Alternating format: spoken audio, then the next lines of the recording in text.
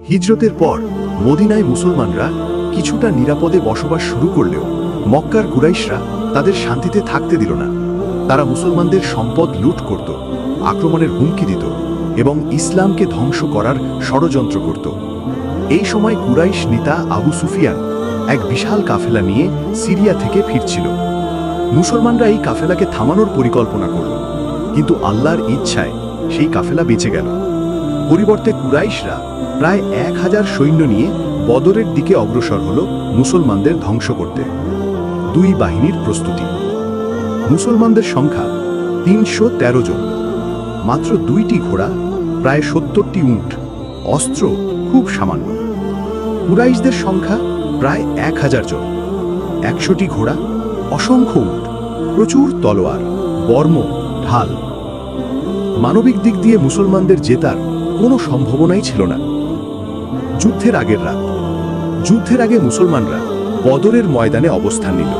রাতে রাসূলুল্লাহ সাল্লাল্লাহু আলাইহি ওয়াসাল্লাম সেজদায় পড়ে আল্লাহর কাছে অনেক কান্না করলেন। তিনি বললেন, হে আল্লাহ, আজ যদি এই ছোট দলটি ধ্বংস হয় তবে পৃথিবীতে আর কেউ তোমার ইবাদত করবে না। এই দুয়া আল্লাহ এত পছন্দ করলেন যে ফেরেশতারা নেমে এলেন মুসলমানদের সাহায্যের জন্য। যুদ্ধের সূচনা 17 রমজান 2 হিজরি। কুরাইশরা দম্ভ ভরে ময়দানে দাঁড়ালো। তারা ভেবেছিল খুব সহজেই মুসলমানদের হারিয়ে দেবে, কিন্তু মুসলমানরা ঈমানের শক্তিতে দৃঢ় ছিল। প্রথমে দ্বন্দ্বযুদ্ধ শুরু হলো। কুরাইশদের পক্ষ থেকে 3 জন বীর বেরিয়ে এলো। মুসলমানদের পক্ষ থেকে বেরোলেন হযরত আলী রাদিয়াল্লাহু আনহু, হযরত হামজা রাদিয়াল্লাহু আনহু, হযরত উবাইদা রাদিয়াল্লাহু আনহু। আল্লাহর সাহায্যে তারা জয়লাভ করলেন। পূর্ণাঙ্গ যুদ্ধ। এরপর শুরু হলো মূল যুদ্ধ। সংখ্যায় কম হলেও মুসলমানরা সাহস নিয়ে ঝাঁপিয়ে পড়ল। আল্লাহর পক্ষ থেকে ফেরেশতারা নেমে এলেন। কুরআনে বলা হয়েছে, যখন তোমরা সাহায্য চেয়েছিলে আমি তোমাদের সাহায্য করেছিলাম 1000 ফেরেশতা পাঠিয়ে। সাহাবীরা অনুভব করলেন অদৃশ্য শক্তি তাদের সাহায্য করছে। অনেক কাফির যোদ্ধা ভয়ে পালাতে লাগল। ফলাফল, মুসলমানদের শহীদ হন 14 জন সাহাবী। কুরাইশদের নিহত হয় প্রায় 70 জন এবং আরও অনেক বন্দী হয়। এই যুদ্ধে মক্কার সবচেয়ে বড় বড় নেতারাও নিহত হয়েছিল।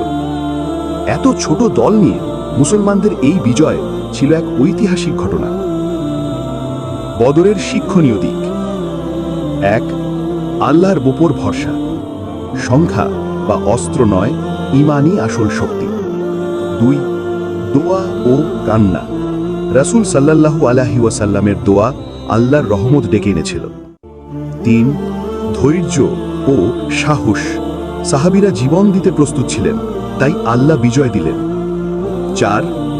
আল্লাহর সাহায্য ছাড়া কোনো বাহিনী জিততে পারে না।